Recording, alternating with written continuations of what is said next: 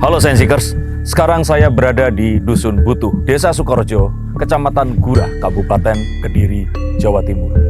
Berada dekat sekali dengan situs Calon Arang.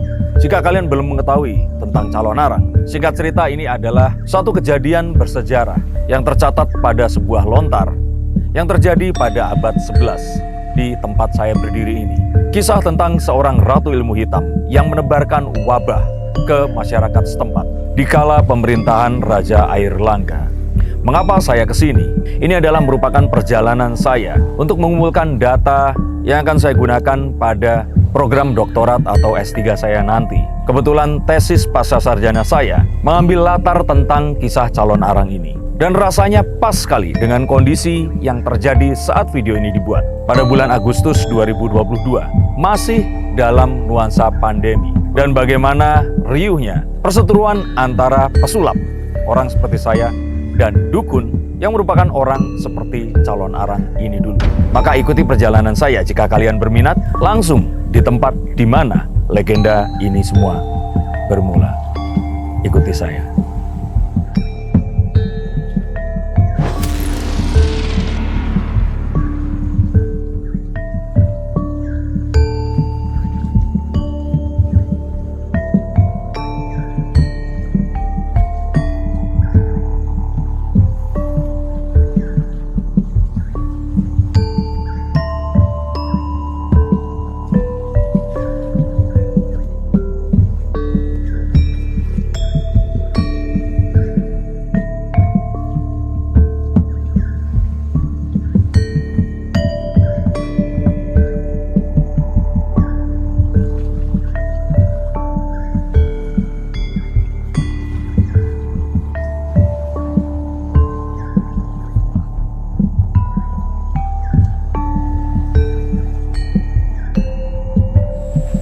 Mengapa saya tertarik dengan legenda ini adalah karena bagaimana legenda ini besar di Pulau Dewata, Bali. Bahkan jika kalian tidak mengetahui, legenda ini adalah awal permulaan bagaimana dua karakter yang menjadi identitas Pulau Dewata itu akhirnya menjadi terkenal, yaitu Barong dan Rangde. Betul sekali, dari kisah inilah itu semua terjadi. Dan tidak hanya itu, saya memiliki koneksi psikologi di mana keluarga ibu saya berasal dari tempat di sekitar tempat ini, yaitu Pare, Kediri, Jawa Timur. Dan yang lebih lagi adalah bagaimana tempat ini kurang mendapatkan perhatian, kurang populer, dan kurang terinformasi. Seandainya tempat ini bisa dibangun dengan lebih layak, dan bagaimana tempat ini seharusnya menjadi tempat di mana anak-anak muda generasi sekarang mengetahui bagaimana leluhurnya dulu mewariskan sebuah kisah yang mengajarkan tentang budi pekerti dan hal-hal mulia lainnya. Maka ikuti terus perjalanan saya kali ini. Nah, ini kita mulai tiba. Tempat ini terletak di tengah sawah, perkebunan padi, tebu, dan juga jagung. Dan kita akan ketemu dengan juru kuncinya ini sekarang. Sugeng sonten Mas. Panjangan menika sinten Mas? Nggih, tepangaken kula Mas Jarwo, salah satu juru pelihara situs Biung Agung Calon Arang nggih. Sanes juru kunci tapi juru pelihara. Oh, juru pelihara. Nggih, juru pelihara nggih. Oh, nah juru kunci wonten? Kalau juru kunci itu maknanya beda nggih. Kalau juru kunci itu harus ada makamnya, tapi kalau di sini kan tidak ada makamnya. Ini cuma betul. Situ. Oh iya. Gitu, bahkan beliau itu juga salah satu wonten malih. Nggih. Pak, sugeng sonten, Pak. Nggih, salah satu jubelnya juga gitu nggih. Nggih.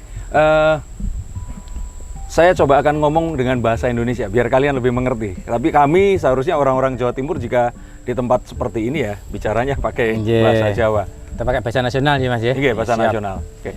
Mas Jarwo, ini berarti di sini sudah berapa lama? Maksudnya pengurusannya atau ya, memang pengurusan? Kalau pengurusan dari kita kurang lebih 5 tahun ya. Itu baru kita 5 tahun ini baru mulai menata. Dulunya kan masih berserakan nggih. Nggih, setahu saya 2017 ya. Nggih, itu masih Tapi berserakan. panjenengan memang asli daerah sini. Nggih, kita memang tunjukan dari dinas, juga tunjukan dari desa. Beliau itu bahkan bapaknya dari dinas juga, Oh tunjukan iya. dari dinas. Nggih. gitu. Nah, dijelaskan dulu. Ini Nggih. kan tepat di tengah-tengah kebun dan sawah. Luasnya ini memang yang dibatasi pagar ini saja. Ya, kita bercerita ya. Mungkin panjenengan tahunya kan cuma luasnya 200 meter persegi. Ya, Padahal luas situs ini 7 hektar lebih. 7 hektar lebih. Iya. Minta tambah doanya kita dari Pemdes Sukorejo, juga dari BPKAD sedang memperjuangkan legalitas tanah ya. Minta tambah doanya teman-teman ya, mudah-mudahan luas situs ini segera bisa tahu. Nggih. Berarti situs ini belum sepenuhnya dieksplorasi. Betul. Diduga masih banyak sekali yang tertimbun di bawah tanah. Iya betul. Jadi ini nanti kalau kita masuk ke dalam, Iya. 2 canggul, 3 canggul itu sudah ada struktur bangunan. Oh. Tahun berapa nggih? Tahun sekitar 2017 kalau tidak 2011 nggih. Nggih. Itu memang pernah ada pembongkaran tuh dari BPJB Trawulan, Balai Jogja, juga Dinas Pariwisata Kabupaten Kediri, karena kita di bawah naungan beliau nggih. Memang ditemukan struktur bangunan itu eranya Majapahit memang benar. Abad 11 menika nggih. Nggih. Majapahit cuma meneruskan. Kalau struktur bangunannya Majapahit itu kan pasti batu bata merah. Betul. Tapi kalau eranya Prabu Erlangga, eranya Kahuripan, itu batu-batu andesit kayak yang di dalam. Oh. Nanti kita bisa lihat nggih teman-teman nggih. Nggih. Maaf, pertama kali sebelum kita masuk, kita keliling rumiyin. Monggo, Bareng? monggo, Nggih, monggo. silakan, Pak. Jadi ini, tapi kalau ini buatan sendiri Ya, ini baru ini. Ini baru batas nggih, saja. Batas, nggih. Nanti kedepannya memang kita tidak boleh jalan ke sana, tapi kita harus masuknya dari barat ke timur. Maksudnya tidak boleh jalan bagaimana? Ini kan sementara kan jalan pertolongan, Nggih. nggih. Nah, seharusnya pakemnya orang Jawa Nggih. itu masuknya harus dari arah barat. Oh betul, tapi maksudnya masuk ke situs ini atau masuk dari sananya? Dari arah sana tidak boleh masuk sini ke depannya, nggih. Tapi kita harus ke barat dulu. Oh iya, iya, Nah, baru masuk ke ya. situs ini, Iya. nggih. Iya, Monggo. mari. Berarti membelakangi barat ya? Ya, Tapi membelakangi barat menika Majapahit atau sudah masuk ke Mataraman? sudah itu memang sudah sebelum Majapahit. Oh, gitu, nggih. Singosari dan Ya, sebagainya. itu dari Kahuripan. Nggih, nggih, Nah, nggih. nggih. Nah, ini yang kemarin kita ukur nggih. Nah, Nggih. di sini. Ya, Ini ada batok, ya. terus arah ke barat, Betul. sampai ke timur. Ke timur itu habisnya pohon tebu ini, nggih. Iya. Nah, itu terus ke utara, ke selatan itu kurang lebih mungkin dari situs ini 2 meter, 3 meter, kurang lebih 5 meter lah Oh, ke selatannya gitu, nggih. Baik, itu batas yang sekarang ini. Ya, yang kita perjuangkan gitu, Oh. nggih. Kan Nah, selama ini berarti ini milik warga tanah-tanah. ya, itu? ini milik warga yang sebelah ini, Iya. yang punya sebelah ini yang selatan, dari selatan situs ini, itu memang kemarin diukur, beliau itu punyanya lahan itu cuma 10.000. Ternyata setelah kita cek, nggih, ternyata luasnya 12.000. Di BPN. Ya, jadi di sebelah selatan ini memang kelebihan 2.000. Yang Oh. itu yang kita perjuangkan dulu sementara.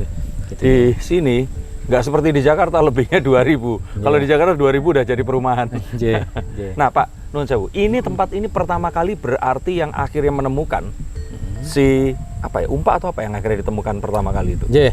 Nah, sebenarnya bukan umpak aja, Mas, nggih. Itu ada, nanti kita lihat juga di dalam, itu ada doorbell pintu masuk, Iya. nggih, yang panjang itu, nggih. Iya. Terus yang terbaru kita temukan lagi doorbell pintu masuk ke sanggar pamujanya beliau. Nanti bisa kita lihat, dibuktikan di dalam, nggih. Iya, monggo. Nggih. Saya minta izin masuk. Nggih, monggo.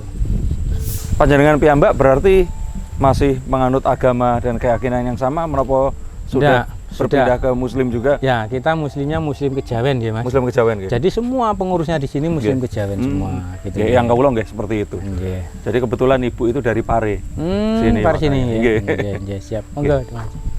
Jadi ini bangunan baru, nggih. Oh iya. Nah, ini bangunan baru Gapura semua, yang baru dibuat. nggih. Iya. Nah, ini sekarang menjadi simbolnya situs, nggih. Oh. Gunungan ini, ya. Oke. Jadi maknanya gunungan itu semua isi kehidupan ada di sini. Nggih. Walaupun gunungan ini masuknya sudah modern nggih. Ya, bisa Iya. modern, betul, nggih. Monggo, Pak. Monggo. Nggih. Nuwun sewu. Menika mboten napa kula Betul agem. napa? Betul napa? Nggih, nggih. Permisi, Pak. Nggih. Nggih, monggo. Sinten asmanipun? Kula Muhammad Zainuri. Oh, nggih. Nggih. Kawula Deni. Nggih. Nggih, nuwun sewu. Bapak Ibu. Nuwun sewu nggih. Berkeliling rumiyin mawon, Pak. Nggih. Terus menika napa? Ini adalah lesung.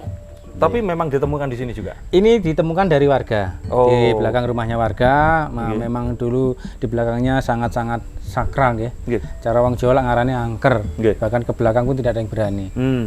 Akhirnya kita ambil, kita amankan ke Di sini. belakang rumahnya dia atau di belakang sini? Di belakangnya rumahnya warga.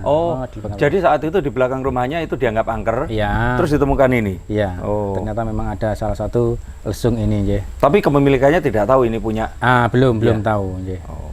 Tahu-tahu kan yang punya rumah kan dari nenek moyang yang memang ini memang sudah ada di belakang rumahnya. Oh. Jadi tidak berani memindah-mindah ya. Nggih, dibawa ke sini saja. Nggih. Jadi monggo kita Nggih. lihat sini, nggih. Jadi kalau dari sini ini pohonnya. Nggih. Ini pohon yang asli dari sini cuma tinggal sisa 3, nggih. Yang 2 ini jambu mente itu, yang 2 itu Iya. sama yang tinggi itu, nggih. Oh. Pohon doyo, nggih. Jadi di bawah sini ini kalau 2 cangkul 3 cangkul sudah kelihatan struktur bangunan, nggih. Ke dalam nggih. Ya, kedalaman. Dan saat ini tertimbun di bawah tanah di kaki kita ini. Iya, jadi di bawah ini 2 cangkul 3 cangkul itu ada struktur bangunan, gitu ya. Di bawah sini. Jadi seperti fondasi-fondasinya seperti itu ya. Ya. Karena kita belum bisa membongkar karena kita menunggu legalitas tanah supaya bisa tahu. Loh Pak, bagaimana penduduk setempat termasuk panjenengan yakin kalau ini adalah tempatnya Nyi itu? Biung Agung Celanarang. Nggih. Karena gini nggih. Kita mengenal beliau itu sudah turun temurun, Nggih. gitu ya. Jadi beliau itu ibarat angin, tidak bisa dilihat tapi bisa dirasakan Nggih. keberadaannya, Nggih. gitu ya. Nggih. Itu pun harus bukan sembarang orang bisa merasakan kehadiran beliau. Nggih.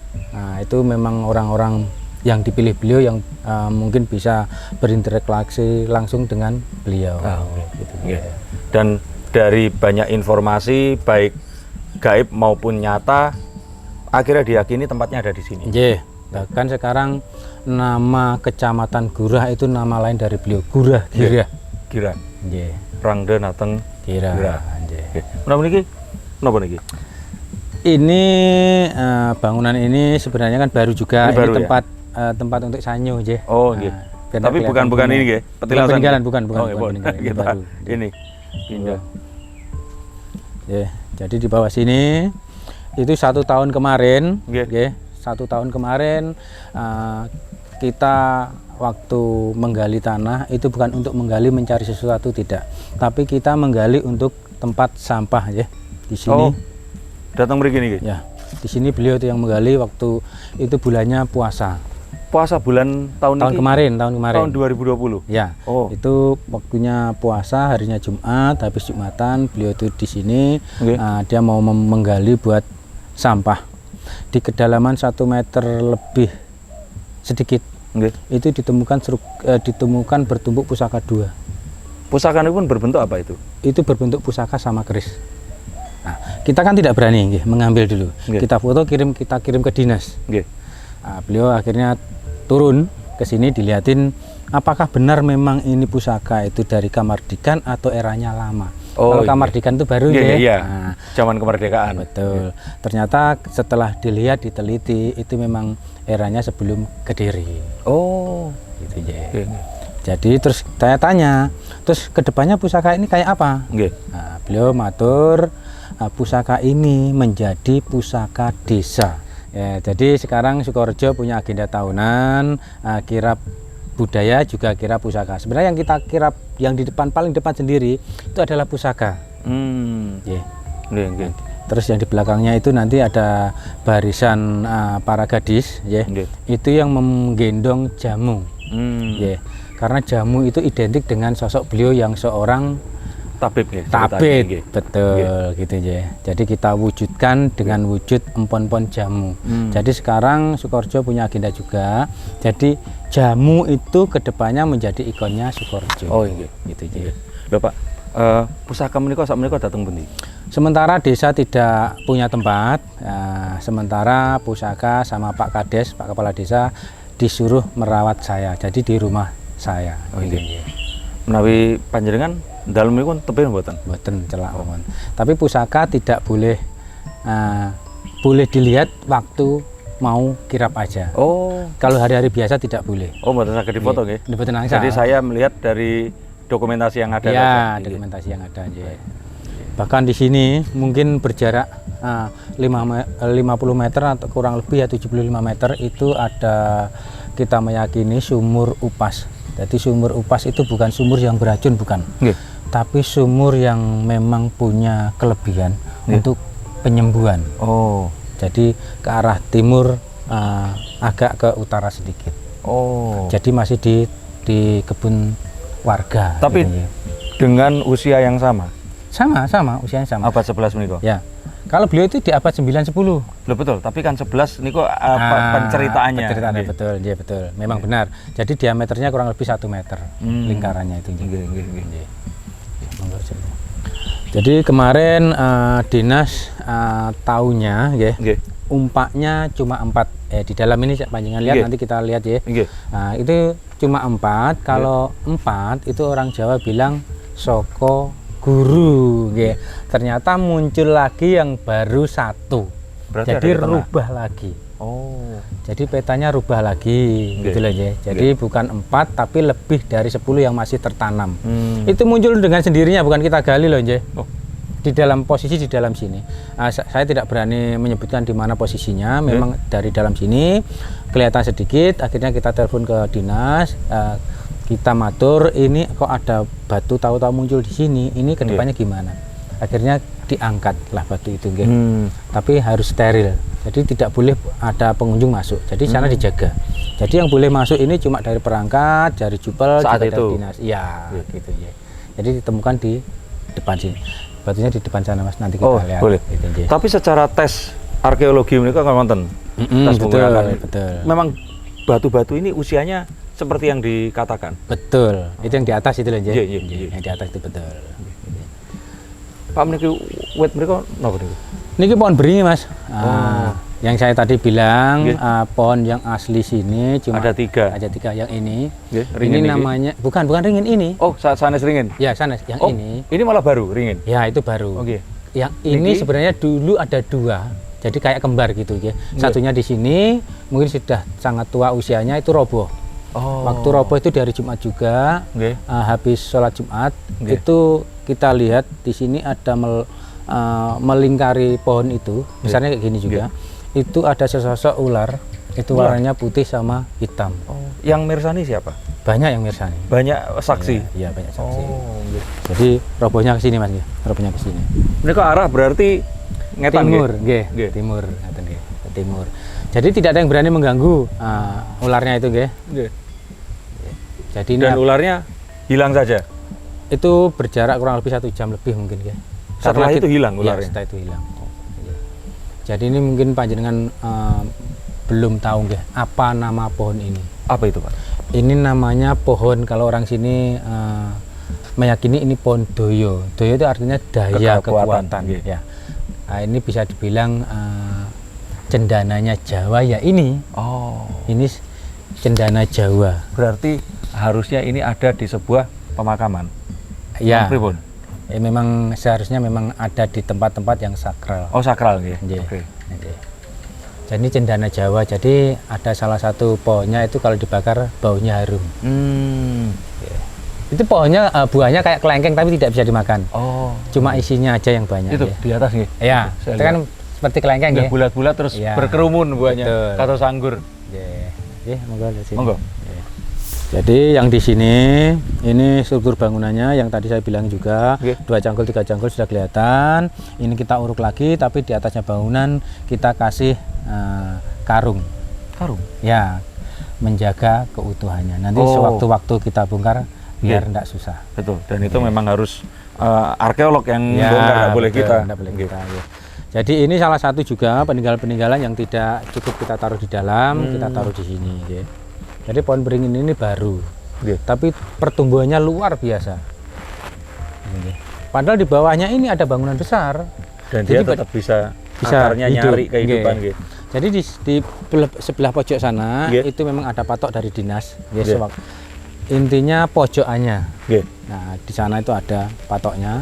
Nanti sewaktu-waktu memang kalau ada penggalian lagi, dinas langsung tertuju langsung ke situ. Jadi tidak mencari lagi. Ya, mungkin panjenengan mau lihat-lihat. Kita harus masuk ke dalam. Ini kalau, berarti yang di depan ditata menika nggih semuanya petilasan nggih. Ya, ini salah satu lumpang. Itu semuanya bukan dari sini juga, itu dari salah satu warga kita. Menggali terus menemukan. Jadi kedepannya ini nanti ditaruh di mobil panjenengan terakhir itu ke arah utara kita tata menjadi simbol kemakmuran. Nggih. Gitu ya. Ini batu-batu ini, semua peninggalan ini. Kalau lihat batu-batunya kan besar-besar. Nah, itu. Berarti jelas mereka Prabu Erlangga nggih. Betul.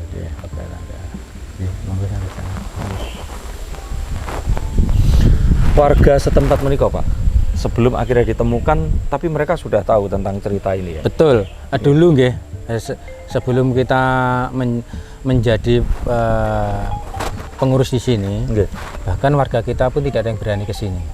Karena dulu di sini terkenalnya Jalmo Moro, Jalmo mati, saking sakralnya. Tapi pernah ada kejadian? Ya pernah, makanya itu dibilangin kayak gitu. Bahkan warga kita yang masuk sini pun tidak ada yang berani. Dulu sebelum ada pengurus, setiap malam Jumat Kliwon, waktunya jam segini, pasti jam gini. Surup nih Bang. Ya, panjenengan di sana, di arah utara, itu pasti terdengar gending. Dung, dung, dung, itu pasti. Setiap malam Jumat Kliwon. Setiap maghrib. Sekarang kan sudah ada pengurusnya, sudah kita tata, alhamdulillah sudah jarang sudah terdengar gending-gending itu. Yang terakhir dari warga kita, mungkin seusianya Mas ini, itu mencari rumput, itu jam 3 sore. Terus? Dia mengencingi batu peninggalan itu. Dia bilang kayak gini, batu kayak gini ada apanya dikencingi. Malamnya dia meninggal. Langsung meninggal dulu? Ya, meninggal. Itu dari warga kita juga. Ini kok bukan cerita ya? Bukan. Tepang kali ini. Ya, jenah warga kita kok dapat tepang gitu aja. Tapi mungkin sakit apa COVID Pak? Oh, sebelum COVID itu, sebelum COVID. Jadi yang kita memang belum ada kepengurusan di sini. Masih liar lah sini. Berarti sebelum tahun 2017 itu nggih? Ya, belum. Monggo Pak. Jadi kalau bornya ini memang resmi dari Dinas Pariwisata Kabupaten Kediri. Dipasang kapan Pak? Ini sebelum tahun 2017 memang sudah ada dipasang ini. Nah, ini Cagar Budaya Indonesia, disebar. Jadi ini struktur pengurusannya. Kalau yang di atas itu Pak Kades. Monggo Mas. Monggo.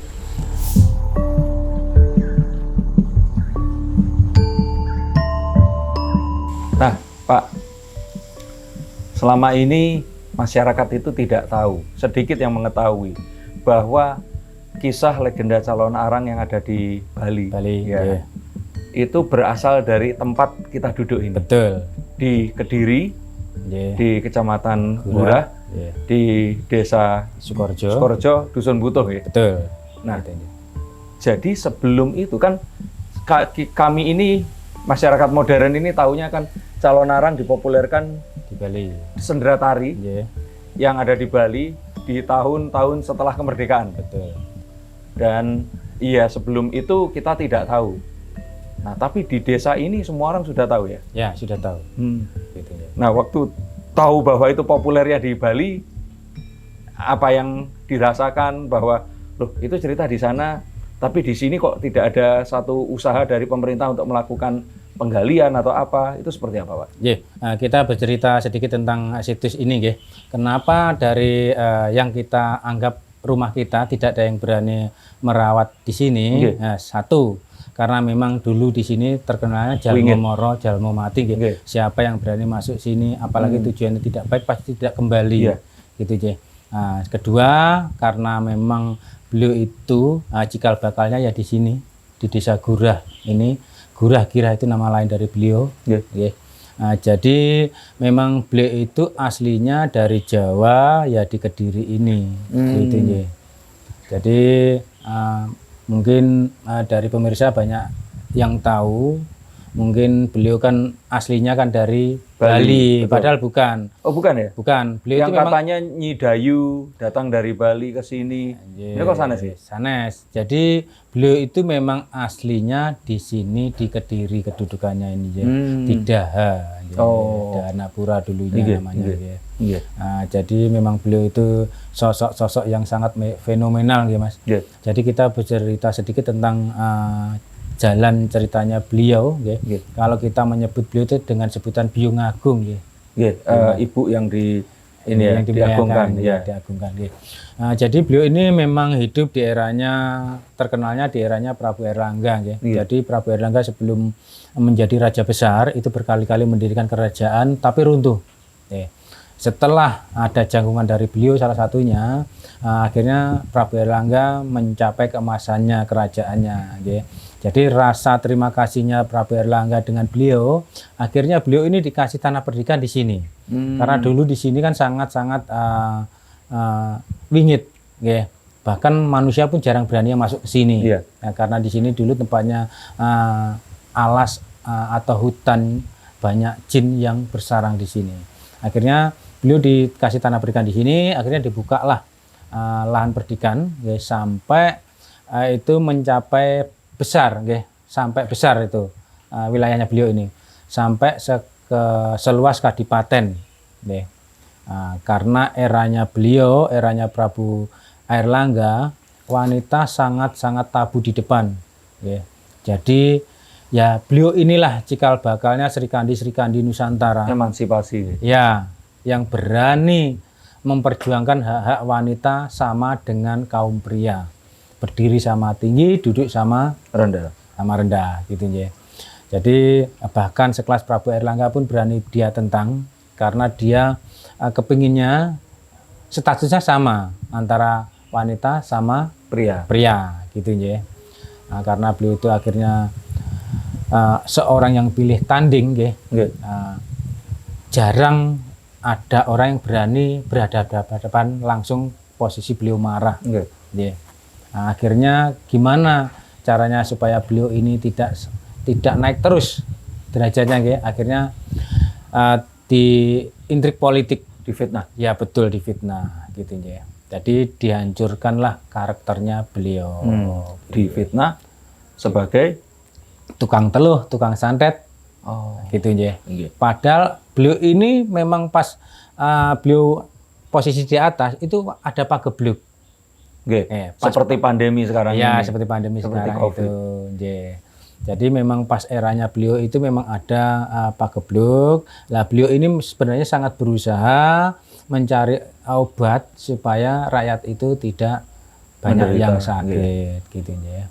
Karena kita berani ngomong beliau itu seorang tabib, banyak kita temukan itu di dalam itu pipisan-pipisan untuk yang meracik obatnya beliau. Nanti bisa kita buktikan di dalam. Nah, akhirnya setelah beliau ini tadi difitnah seperti itu, beliau dipindahkan atau tetap di sini? Tetap di sini. Nah, akhirnya mungkin Prabu Erlangga termakan hasutan dengan orang-orang dekatnya yang tidak suka dengan beliau. Akhirnya beliau kan diserang ke sini. Apa yang beliau itu punya, yang itu yang dikeluarkan lah. Nah, tentang kemarahannya Biung Agung nih kok. Ada yang menyebutkan kemarahannya karena putri sematawayangnya, Pratamanggali meniko, tidak mendapatkan jodoh karena fitnahan yang semakin keji. Apakah betul, Pak? Kalau kita meyakini tentang cerita itu tidak benar. Kalau kita meyakini dari pengurus itu sangat-sangat bertolak belakang. Karena beliau itu seorang sangat yang dihormati. Iya. Di samping itu kecantikannya anaknya Biung Agung ini sangat-sangat luar biasa gitu ya.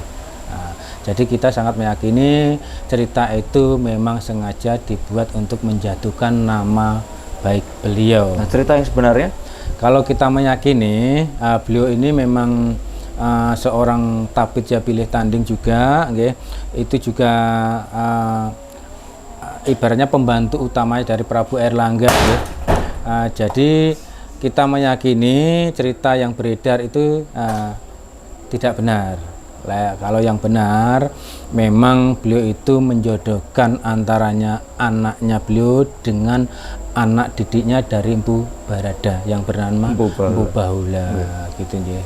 Karena beliau itu sangat tahu kalau saya tetap, ibaratnya beliau tetap meyakini kayak gini, mungkin imbasnya pasti tetap jelek terus. Oh, gitu loh ya. Lah akhirnya memang dinikahkan itu memang betul karena keinginan atau itu adalah strateginya Empu Barada?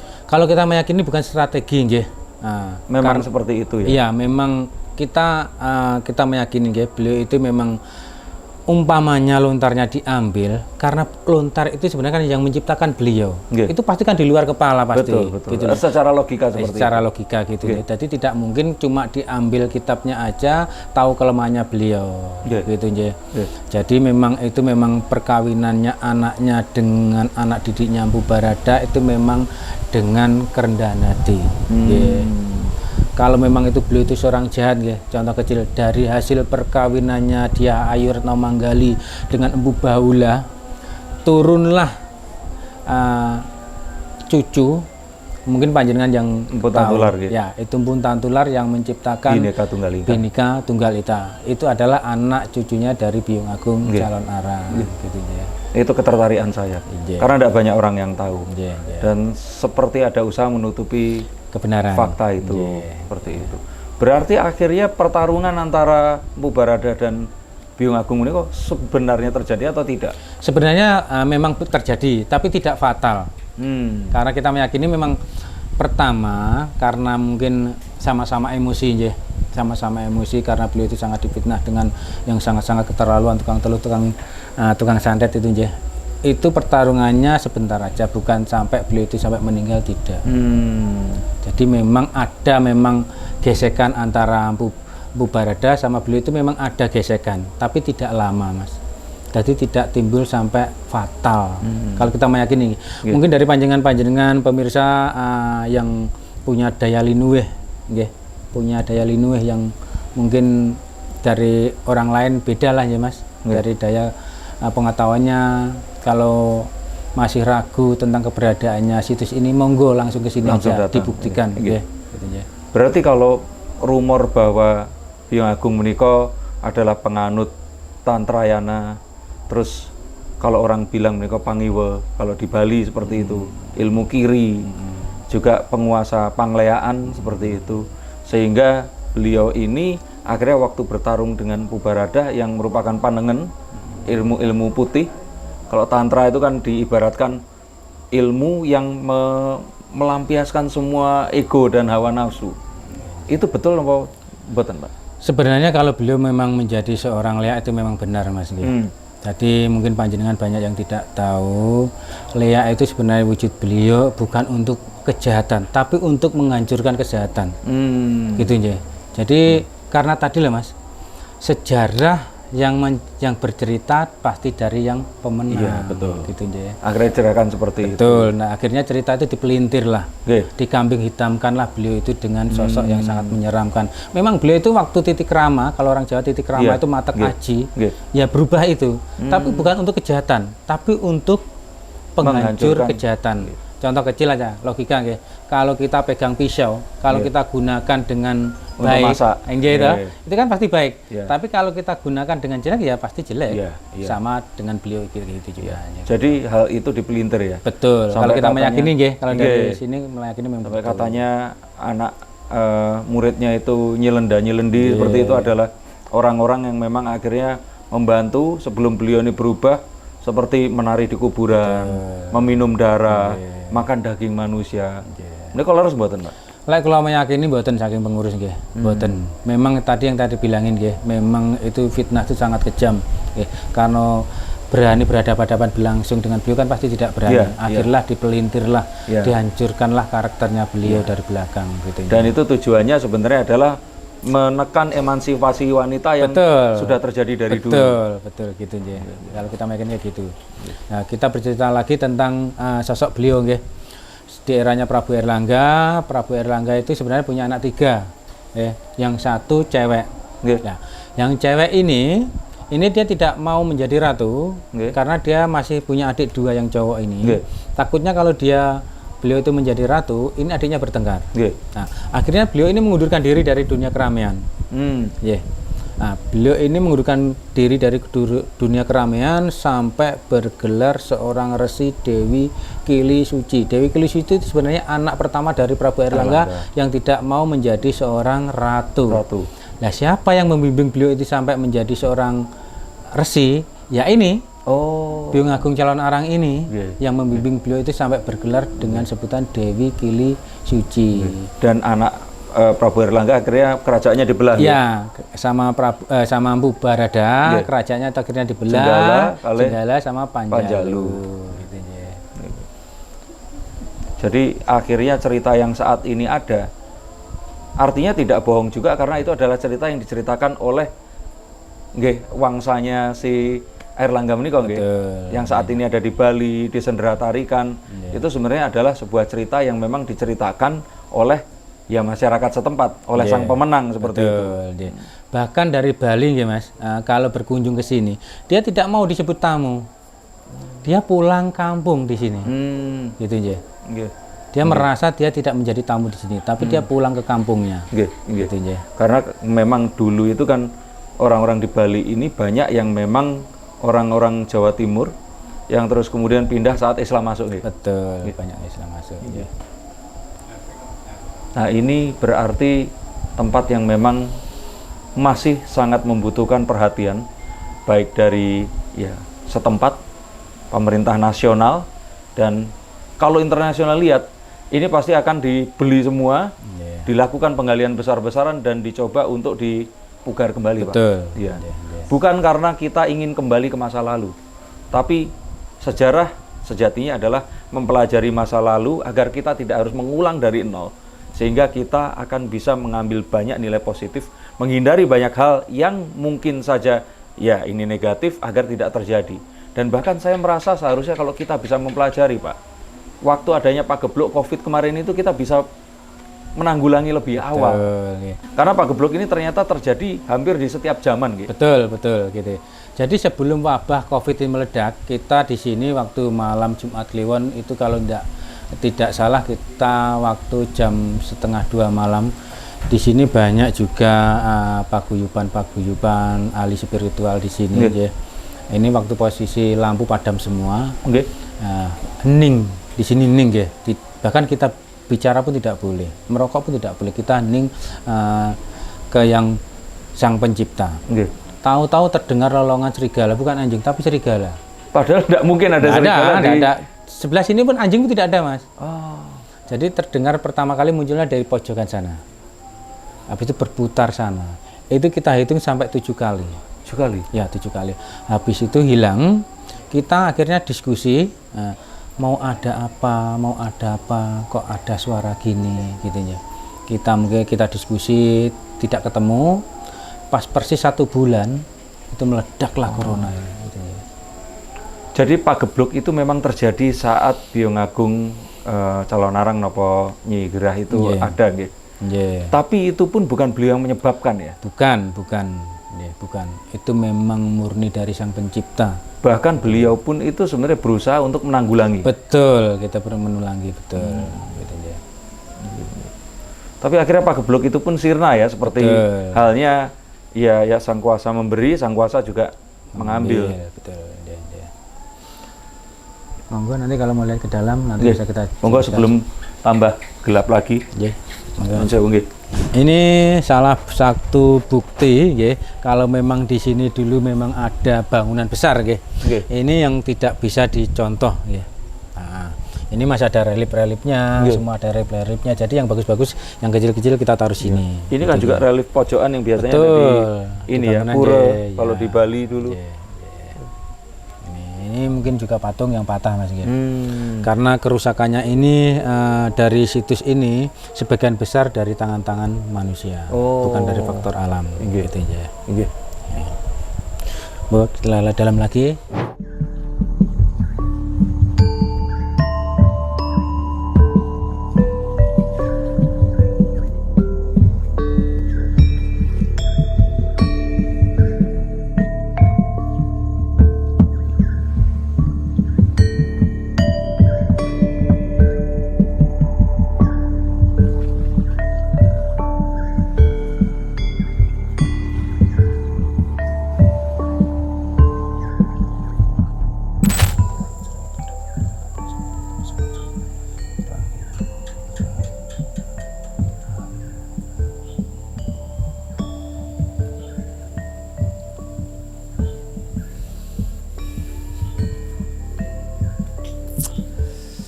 jadi ini nggih Mas. Kalau kemarin dinas tahunnya cuma 4 aja nggih. Nggih. Umpak ini. Nggih. Umpak ini cuma 4 aja. Tahu-tahu tahun sekian muncul lagi yang terbaru yang kita ditaruh di luar tadi. Itu yang di belakang Masnya itu. Lah, itu ya. Oh, itu yang muncul tiba-tiba. Ya, itu yang muncul tiba-tiba. Nggih. Nggih. Kalau yang panjang ini doorbell pintu masuk yang ke sanggar pamujanya beliau atau yang ke kamarnya ini. Ini panciannya berarti ya, Nggih. sebelum masuk ya. Jadi yang membedakan Nggih. ini lubangnya ada 3. Artinya? Nah, ini untuk buat tonggaknya. Nggih. Kalau yang di dalam itu yang bulat itu buat menaruh sesaji emas, berlian dan sebagainya. Oh, Gitu nggih. nggih, nggih. Tapi masuknya arahnya tetap ke situ. Ya, masuk ke kamarnya beliau. Nggih. Nah, jadi yang membedakan ini juga doorbell pintu masuk tapi yang dari depan. Oh. Nggih. Ya, ini. Nggih. Ini dari depan. Nggih. Kalau yang dari depan, nah, posisinya kan 4 Mas ya. Nggih. Nah, ini 4. Tapi kalau tadi kan 3. Di kamar itu artinya. Ya, di kamar. Hmm. Kalau ini gerabah-gerabah ini Nggih. memang kebanyakan eranya Majapahit gitu Oh. ya. Karena masih dari tanah liat. tanah liat. Nggih. Nggih. Karena Majapahit di sini cuma meneruskan. Nggih. Eman, cara wong Jawa ngarani eman bangunan api gak diterusne. Nggih. Kena matur ngoten nggih. Berarti kan Majapahit itu 7-8 ya abadnya ya. Kalau Majapahit 10-11 Mas. Oh, setelahnya ya? Iya setelah. Oh iya setelah, iya. 10-11. Ya, jadi ini bangunannya batu-batanya dari batu-batu andesit itu memang eranya Prabu Airlangga. Ya, ini banyak yang kita temukan nggih. Tapi patah-patah semua. Ya, ya. Ya. Nah, di sini tadi saya bilang beliau itu seorang tabib nggih, karena ada bukti sejarahnya. Ini beliau waktu meracik obat ya. Nah, ini namanya pipisan. Ini aja. Ini seharusnya kayak gini. Oh, Ya, tapi ini patah. iya. Itu pun sambungannya tidak sama ini ya. Berarti ini dari yang berbeda. Ya, ada yang berbeda. Tapi seharusnya bentuknya harusnya kayak gini. Iya. Gitu ya. Itu buat untuk meracik Berarti seperti jurus obat. itu. Ya, itu banyak kita temukan Mas. Ini patah-patahnya banyak ya. Hmm. Nah, ini patah-patahnya banyak ya. Kalau ini Ganesha. Itu Oh, Ganesha? Ya, Ganesha dari depan kelihatan Mas. Oh. Dari depan. Ganesha. Depannya? Sini, madhab Oh sini. iya ini ya ya. Ya, katanya. Kalau ini kepalanya lembu andini, dari atas ini kelihatan Mas. Ini kepalanya lembu. Nah, nggih. kalau dari depan ini nggak kelihatan. Ini berarti ditemukannya itu di kedalaman. Nggak, ini muncul dengan sendirinya Tiba-tiba? Mas waktu Oh. orang bajak sawah itu Oh. akhirnya terangkat gitu aja. Ya. Kalau ini lumbang, Ya. itu memang asli dari sini. Itu pun tidak menggali, memang di atas ya lumbang ini. Nah, kalau ini patungnya Resi Agasia. Ini pun ditemukan muncul, Pak. Ya, itu bukan menggali ya. Sekarang semua di sini tidak menggali. Oh. Memang di atas tapi berserakan, akhirnya kita kumpulkan jadi satu. Karena biar kalau tidak nanti hilang. digali juga malah kita Nggih. salah makanya. Betul, ada pasalnya sekarang. Iya. Bahkan kita memindah itu pun, umpama pindah di sini, kita pindah ke sini. Kalau kita ketahuan dinas, itu ada pasalnya ini. Oh, iya. Tidak boleh sembarang memindah Karena ini. nanti kalau rusak Ya. banyak tanda-tanda yang jadi hilang. Nggih, nggih. Kalau ini Ini sama, ini doorbell pintu masuk dari depan. Itu kan sama-sama dari depan itu. baik, Jadi ada iya. 2. Tapi sebenarnya menurut orang-orang tua kita dulu, sebenarnya bukan 2 ini aja, mungkin lebih dari 6. Oh, Gitu ya. baik. Doorbell itu berarti minimal ada 2 ya? Pintu masuk dan Pintu keluar atau di dalam kamar? di dalam kamar ada juga, dari luar juga ada juga. Gitu. Kalau yang ini dari luar Mas, dari luar, dari pintu masuk dari luar. Tapi kalau yang ini dari sanggar pamujanya. Cerita sedikit nggih. Iya, monggo. Ini ada keistimewaannya batu yang di dalam sini. Ini kalau kita pukul ada suaranya bunyi. Padahal ini batu-batu andesit nggih. Pukul berun. Saya tidak bohong, nggih. Kalau panjenengan punya keinginan, kita minta yang sama yang di atas. Kalau memang yang di atas merestui, panjenengan mukul batu gini. Ini kan batu tidak bunyi. Nggih. Kalau panjenengan memang diijabahi, Nggih. itu batu ini panjenengan salah satu batu yang banyak ini, kita tidak boleh mengasih tahu mana batunya. Kalau dipukul bunyi. Oh. Padahal ini batu-batu andesit. Panjenengan tapi tahu yang mana? Ya tahu toh, makanya saya beri Oh. tapi tidak boleh dikasih tahu. Gitu Nje. Nggih. Ini memang sudah membuktikan, sudah berkali-kali orang yang membuktikan yang berhasil. Itu memang benar. Dia mutar, terakhirnya kan saya di luar. Nggih. Terus dia manggil saya ke dalam, Mas, batunya memang ini betul. Kok Bunyinya panjenengan bagaimana? dung dung dung gitu. Oh. Gitu ya. Bisa dicoba nanti kalau panjenengan mau, monggo. Tapi tidak boleh semua dicoba ya, berarti harus dipilih satu ya. Itu memang dari Hati batin nurani, nggih, ya. dari hati nurani gitu ya. Ini salah satu peninggalan-peninggalan beliau itu masih banyak lagi yang masih tertanam nggih. Ini kita tidak menggali, memang kita temukan di atas semuanya nggih. Nggih.